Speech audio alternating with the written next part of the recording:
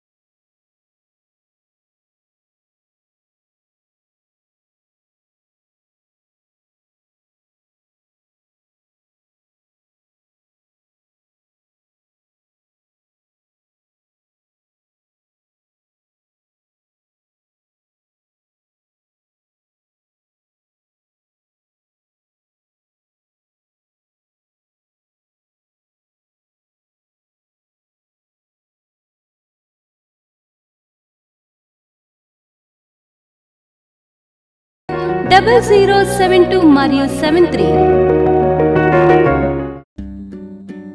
ఇది కుటుంబ ఆశీర్వాద కూడిక. ఇక్కడ మేము మా కుటుంబాలను కట్టుకున్నాం. మరి మీరు? అయితే ప్రతి శుక్రవారం రాజమహేంద్రవరంలో జరిగే ఈ కుటుంబ ఆశీర్వాద కూడికలో పాల్గొనండి. ఈ కూడిక జరుగు స్థలం దహించు అగ్ని ఆడిటోరియం, నటరాజ్ థియేటర్, రాజమహేంద్రవరం.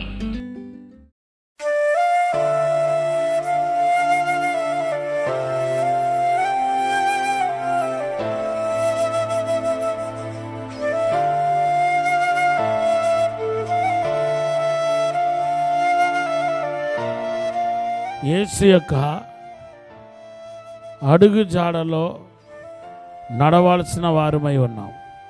యేసు తన శిష్యులకు ప్రసంగం నేర్పించలేదు, రోగులను ఎలాగ బాగు చేయాలో నేర్పించలేదు, దయ్యాలు పట్టిన వారిని ఎలాగ విడిపించాలో నేర్పించలేదు.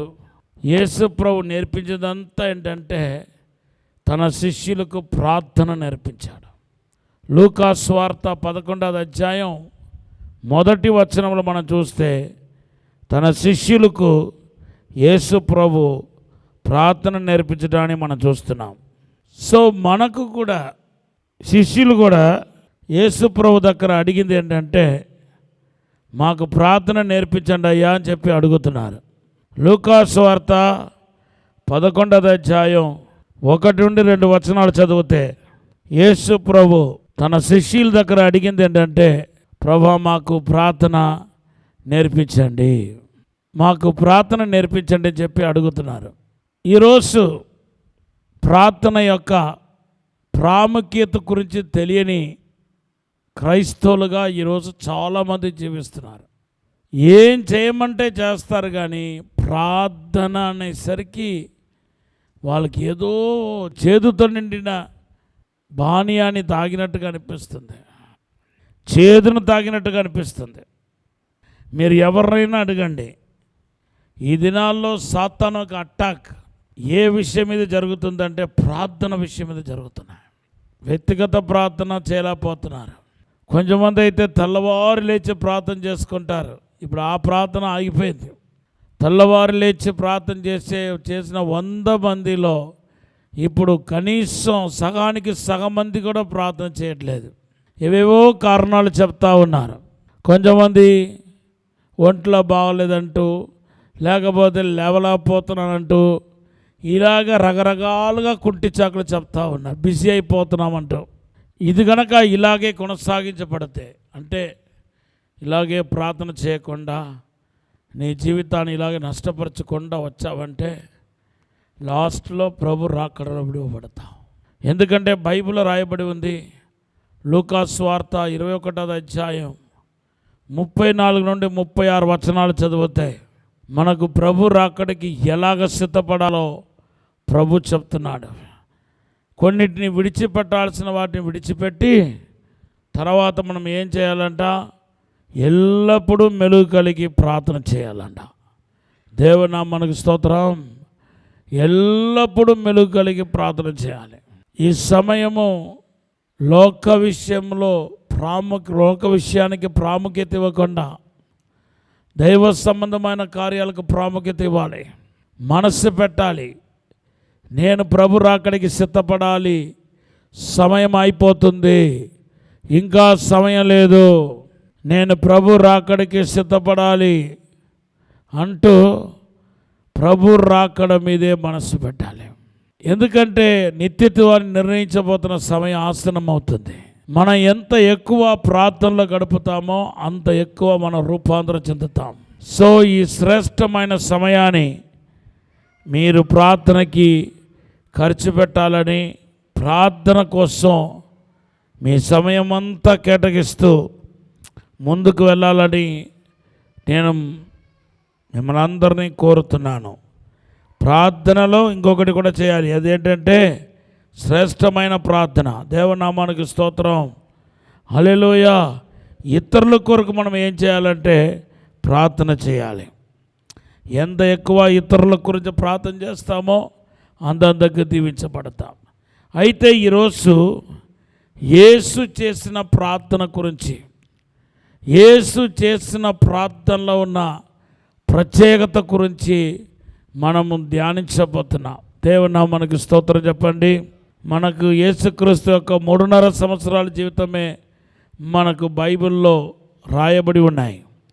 30 సంవత్సరాలు యేసు ప్రభు మరుగైన జీవితాన్ని గురించి బైబిల్లో ఏమి చెప్పబడలేదు. కానీ ఖచ్చితంగా ఆయన తండ్రి యొక్క సన్నిధిలోనే గడిపి ఉంటాడని మనకు స్పష్టంగా అర్థమవుతుంది. దేవుని ప్రియ జనాంగమా, మీరందరూ ప్రార్థనలో నిలకడగా ఉండాలి. హల్లెలూయా.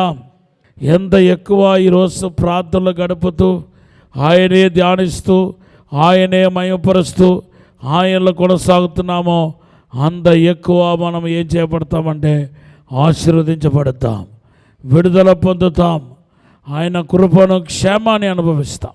శిష్యులాగా ఈరోజు మనం కూడా దేవుని దగ్గర అడగాల్సింది ఏంటంటే, ప్రభా మాకు ప్రార్థన నేర్పించండి, ప్రార్థన ఆత్మతో నింపండి, ప్రార్థన శక్తితో నింపండి ప్రభా, కొలతలేని విజ్ఞాపనాత్మతో నింపండి ప్రభా, దివారాత్రి నీ సన్నిధిలో ముర్రపెట్టే అభిషేకం చేత నింపండి ప్రభా అని ఇక్కడ ఉన్న ప్రతి ఒక్కరూ ప్రార్థన చేయాల్సిన వారమై ఉన్నాం. ప్రార్థన, యేసుక్రీస్తు ప్రార్థన ద్వారా మనం నేర్చుకోవాల్సిన మొదటి అంశం ఏంటంటే, your prayer start with thanks giving and end with thanks giving. మనం చేసే ప్రార్థన కృతజ్ఞతతో ప్రారంభించి కృతజ్ఞతతో ముగించబడాలి. అప్పుడు మన ప్రార్థనలో బలమైన అభిషేకాన్ని మనం చూడగలుగుతాం. ఇది మన ప్రార్థనలో అడుగుపెట్టిన తర్వాత, ప్రార్థన ప్రారంభించిన తర్వాత నేను చెప్పేది.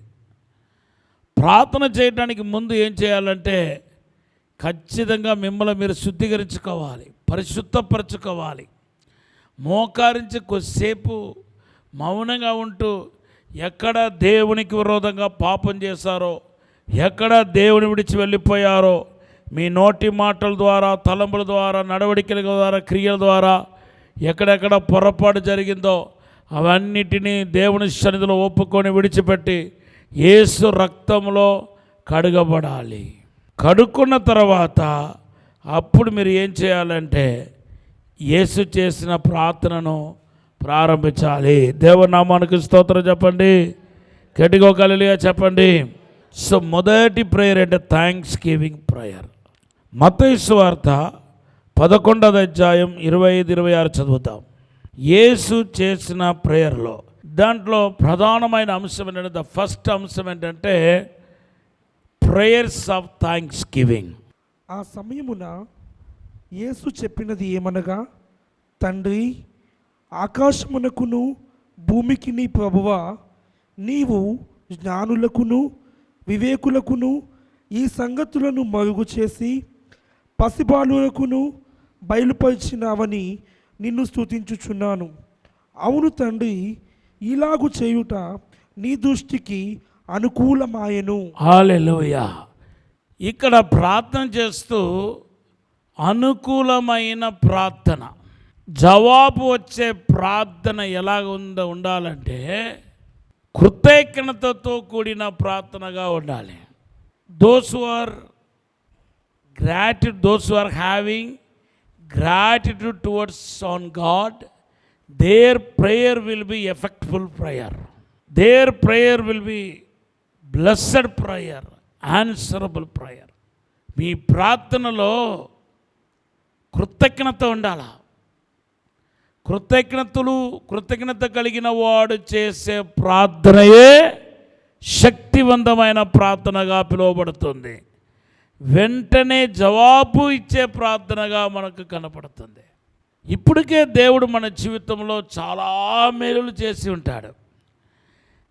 ప్రార్థనలో అన్ని మేలులు చెప్పుకుంటా కూర్చోవాలంటే టైం పడుతుంది బ్రదర్ అనుకోవచ్చు.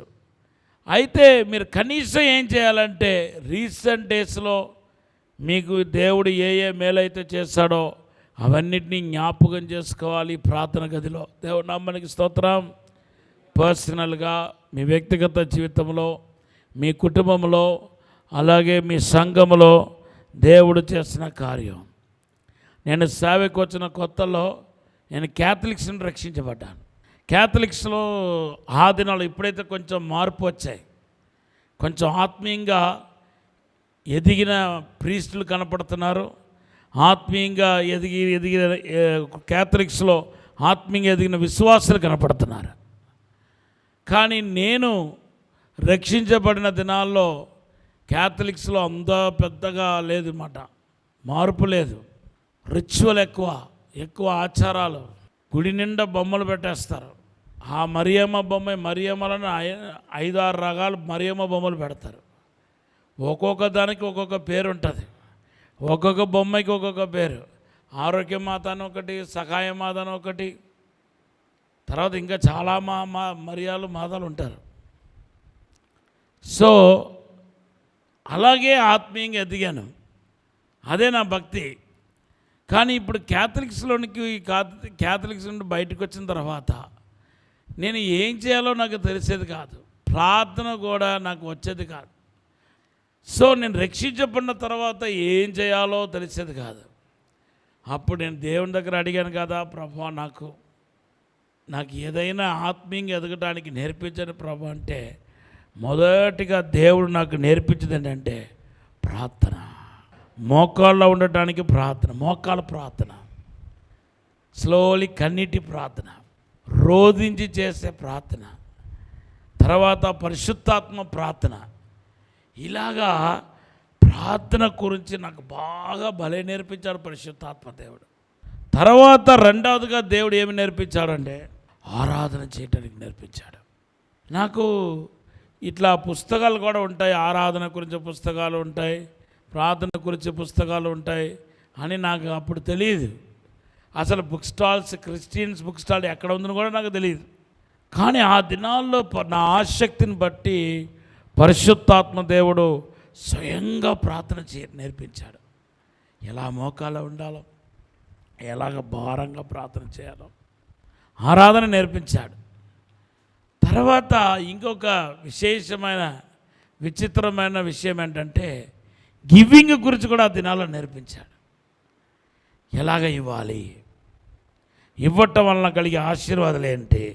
సో పరిశుద్ధాత్మ దేవుడు ఆ ప్రారంభ దినాల్లో నాకు నేర్పించింది ఏంటంటే యేసు చేసిన ప్రార్థనయే నాకు ఆ దినాల్లో నేర్పించాడు. అప్పుడు దానియేలు చేసిన ప్రార్థన ఎక్కడ ఉంది తెలియదు, అసలు దానియేలు అంటే ఎక్కడ ఉన్నాడో తెలియదు. ఎస్తరు చేసిన ప్రార్థన, హన్నా చేసిన ప్రార్థన, ఇట్లా ప్రార్థన పరులు ఎవరెవరైతే చేస్తారో ఆ ప్రార్థనని ఎక్కడ ఉందో నాకు బైబిల్లో తెలిసేది కాదు. కానీ చక్కగా ఆ దినాల్లో పరిశుద్ధాత్మ దేవుడు నాకు నేర్పించింది ఏంటంటే యేసు చేసిన ప్రార్థన నేర్పించాడు. అదే నాకు పునాది అయిపోయింది.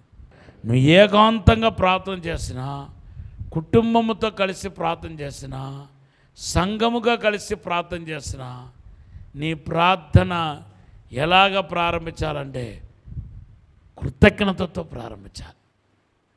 ఇది ప్రార్థన అంశంలోనికి వచ్చిన తర్వాత ప్రార్థనకి ముందు ఎలా సిద్ధపడాలంటే నీ హృదయాన్ని దేవుని సన్నిధిలో ఒప్పుకొని దేవుని ఎదుట నీ పాపాలన్నీ ఒప్పుకోవాలి. పరిశుద్ధాత్మ సహాయం అడగాలి. ప్రభువా, నేను ఎక్కడెక్కడ తప్పు చేస్తాను నాకు చూపించండి ప్రభా అని చెప్పి ప్రభు దగ్గర మైన్యూట్గా మనం ఏం చేయాలంటే ప్రార్థన చేసి క్షమాపణ అడగాలి. ఎందుకంటే కీర్తన 66:18 ఏమని రాయబడి ఉందంటే, నా హృదయంలో పాపాన్ని లక్ష్యం చేసినడలా నా మనవిని ఆయన ఆలకించకపోవును. హృదయంలో పాపం ఉంటేనే మన మనవిని ఆయన ఆలకించడంట. అంతేకాదు, గుడ్డివాడు కళ్ళు తెరవబడిన తర్వాత యేసుప్రభు స్వస్థపరిచిన తర్వాత ఆయన చెప్పిన మొదటి మాట ఏంటంటే, పాపులు మొరను దేవుడు ఆలకించాడు. యోహాను సువార్త 9:31 మీరు చదివితే, పాపులు మొర్రను ఆయన ఆలకించడని కళ్ళు తెరవబడిన వాడు పలికిన మొదటి మాట అది. మనుషులం కాబట్టి మనం ఏదో ఒక పొరపాటు చేసి ఉంటాం. చూపులో, తలంబులో, నడవడికలో, క్రియలో, మాటలో ఏదో ఒక పొరపాటు కనబడి ఉంటాయి.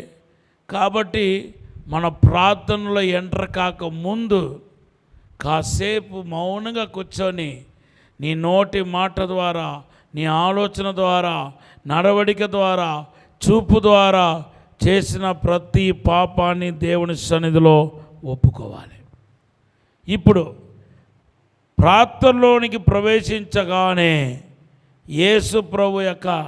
యేసు నేర్పించిన పద్ధతిలో మనం ప్రార్థన చేయాలనుకుంటే ఏం చేయాలంటే, స్టార్ట్ విత్ థ్యాంక్స్ గివింగ్, కృతజ్ఞతతో స్టార్ట్ చేయాలి. దావీదు చేసిన ప్రార్థన అంతా అలాగే ఉంటుంది, కృతజ్ఞతతో కూడిన ప్రార్థన. మీరు ఏ ప్రార్థన అయినా చూడండి, దావీదు కృతజ్ఞతతో స్టార్ట్ చేస్తాడు. దేవుని నామానికి స్తోత్రం చెప్పండి. హల్లెలూయా. నువ్వు కృతజ్ఞతతో నువ్వు స్టార్ట్ చేయకపోతే నీ ప్రార్థనకి మరి బలం ఉండదు, శక్తి ఉండదు. హల్లెలూయా. ఇప్పటికే నీ జీవితంలో దేవుడు చేసిన మేలు కోకొలదిగా ఉన్నాయి. నా ప్రాణమా యెహోవాను సన్నిధించుమా, ఆయన చేసిన ఉపకారములో దేనిని మరువకమా. నెక్స్ట్ మాట అప్పుడు అని ఒక ట్రాన్స్లేషన్లో ఒక తర్జుమాలో స్టార్ట్ అవుతుంది.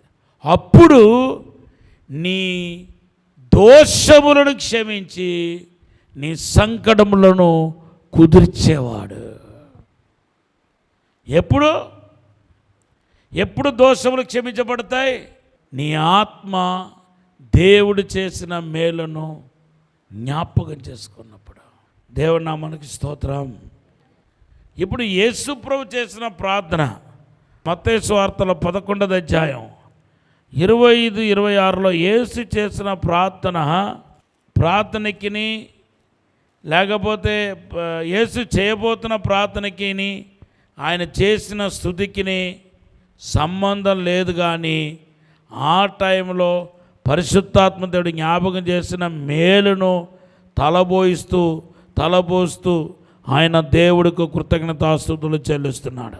ఇక్కడ బాలుల కోసం ప్రార్థన చేయట్లేదు. మీకు అర్థమైంది అనుకుంటున్నాను ప్రార్థన పరులారా. బాలుల కోసం ఇక్కడ ప్రార్థన చేయలేదు. దేవుని నామానికి స్తోత్రం చెప్పండి. హల్లెలూయా. ఆయన చేసిన ప్రార్థన అంశం మత్తయి సువార్త 11వ అధ్యాయం 27వ వచనంలో రాయబడి ఉంది. ఏంటి ప్రార్థన అంశం?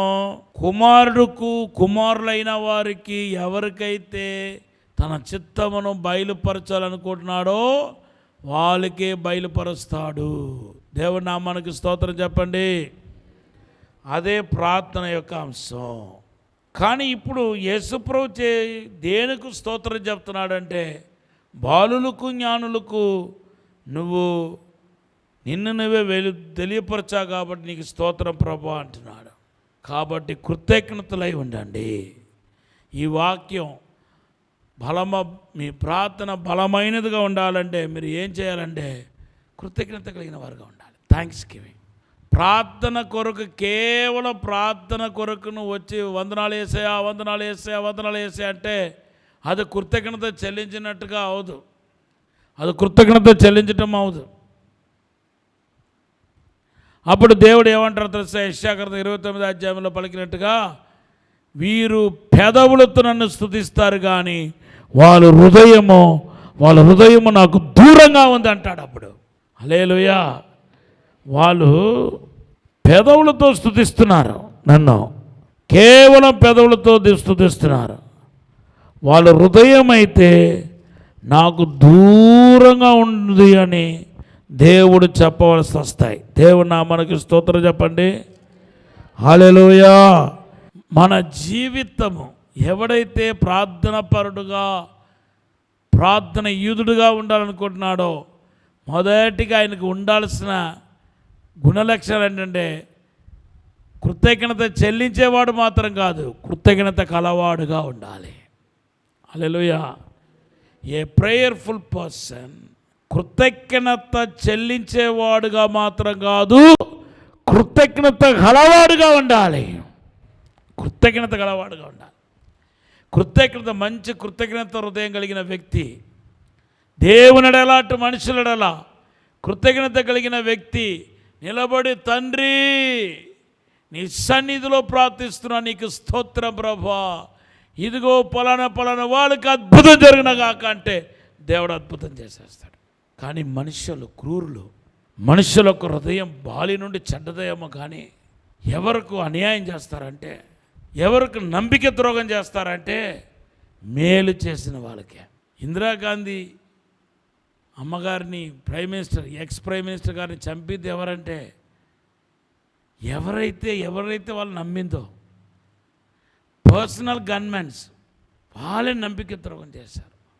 పెద్ద వాళ్ళు ఎవరి చేతిలో పడి చచ్చారంటే దగ్గర ఉన్న వాళ్ళ చేత. కృతజ్ఞత లేని భావన నీలో ఉంటే కనుక, దేవునికి మనుషులకి కృతజ్ఞత లేని వాడుగా నడుచుకుంటే కనుక నువ్వు ఎంతటి ఉపవాసం ఉండి ప్రార్థన చేసినా, కన్నీటి ప్రార్థన చేసినా దేవుడు ఆలకించాడు.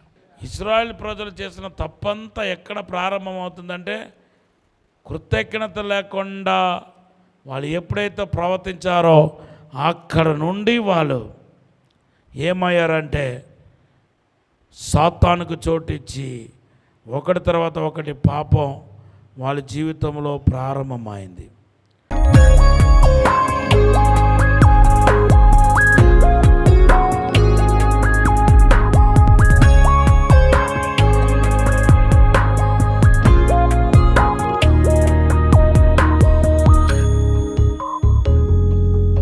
అద్భుతం జరగనగాక, యేసు నామములో మేలు జరగనగాక, పాపాలు, బంధకాలు, శాపాలు విరగొట్టబడగాక, ఫైనాన్షియల్ ప్రాబ్లం నుండి విడుదల వచ్చినగాక, స్వస్థత కావాల్సిన స్వస్థత కలగాక, ఇప్పుడే కుటుంబ సమస్యలతో సతమతమైపోతున్న వారికి విడుదల వచ్చినగాక, అద్భుతం జరిగినగాక, మిర్రకల్ జరిగినగాక, యేసు నామములో మిర్రకల్ జరిగినగాక.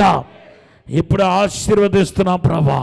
ప్రతి ఒక్కరి మీదకి ప్రార్థనాత్మను కుమరించండి, ప్రార్థన శక్తిని కుమరించండి అయ్యా. యేసు నజరేయుడైన యేసు క్రీస్తులో ఉన్న ప్రార్థన విజ్ఞాపన అభిషేకం ఈ రాత్రి అందరి మీదకు కుమరించబడిన గాక, యేసు నామములో కుమరించబడిన గాక, యేసు నామములో కుమరించబడిన గాక, యేసు నామములో కుమరించబడిన గాక, యేసు నామములో కుమరించబడిన గాక, యేసు నామములో కుమరించబడిన గాక, యేసు నామములో కుమరించబడిన గాక. మేలు జరిగించండి ప్రభా, అద్భుతం జరిగించండి ప్రభా. ప్రార్థిస్తున్న ప్రతి ఒక్కరికి నేను ఆశీర్వాదం దయచండి ప్రభా, అభిషేకం దయచండి ప్రభా. మీరే తాక్కుమని, బలపరచమని, ప్రార్థనాత్మత నింపుమని యేసు నామములో అడిగి వేడుకుంటున్నాము తండ్రి. ఆమేన్, ఆమేన్. రాజమహేంద్రవరంలో దహించు అగ్ని సేవకుల కూడిక సెప్టెంబర్ 30వ తేదీన ఉదయం 10 గంటల నుండి ప్రారంభించబడును. ముఖ్య ప్రసంగికులు డాక్టర్ థామస్ గారు, దహించు అగ్ని మినిస్ట్రీస్, రాజమహేంద్రవరం. స్థలం దహించు అగ్ని ఆడిటోరియం, నటరాజ్ థియేటర్, రాజమహేంద్రవరం. మరిన్ని వివరాలకు 9494940072 మరియు 73. పరిశుద్ధాత్మ దేవుని గురించి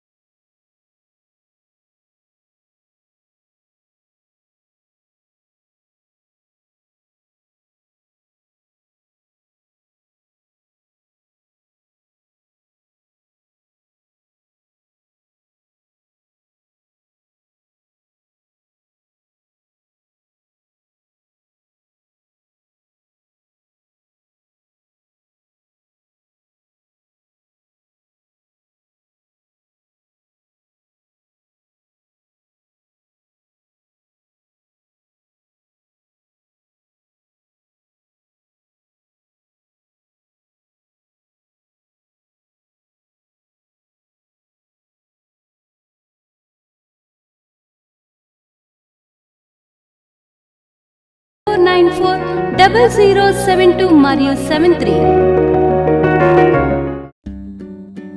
ఇది కుటుంబ ఆశీర్వాద కూడిక. ఇక్కడ మేము మా కుటుంబాలను కట్టుకున్నాం. మరి మీరు? అయితే ప్రతి శుక్రవారం రాజమహేంద్రవరంలో జరిగే ఈ కుటుంబ ఆశీర్వాద కూడికలో పాల్గొనండి. ఈ కూడిక జరుగు స్థలం దహించు అగ్ని ఆడిటోరియం, నటరాజ్ థియేటర్, రాజమహేంద్రవరం. సికింద్రాబాద్ లో దహించు అగ్ని అద్భుత అసాధారణ కూడిక ప్రతి శనివారం సాయంత్రం 5 గంటల నుండి ప్రారంభించబడును. స్థలం SPG church ground, alpha hotel వెనుక, సికింద్రాబాద్. మరిన్ని వివరాలకు 9494940074 మరియు 75. రాజమహేంద్రవరంలో దహించు అగ్ని అభిషేక ఆదివారపు ఆరాధన ఇప్పుడు ప్రతి ఆదివారం ఉదయం 9:30 నుండి ప్రారంభించబడును. తప్పక పాలు పొందండి, దైవిక ఆశీర్వాదం పొందండి. స్థలం దహించు అగ్ని ఆడిటోరియం, నటరాజ్ థియేటర్, రాజమహేంద్రవరం. మీ ప్రార్థన అవసరతలకు 9494940072 మరియు 73. ఈ టీవీ కార్యక్రమాన్ని చూసి ఆశీర్వదించబడినట్లయితే దహించు అగ్ని టీవీ పరిచర్యకు మరియు బ్లెస్సింగ్ ల్యాండ్ కు సహకరించండి. దహించు అగ్ని trust current account number 357222444370, State Bank of India, main branch, Rajamahendravaram. My address doctor Thomas, దహించు అగ్ని మినిస్ట్రీస్, తుమ్మలోవా, రాజమహేంద్రవరం.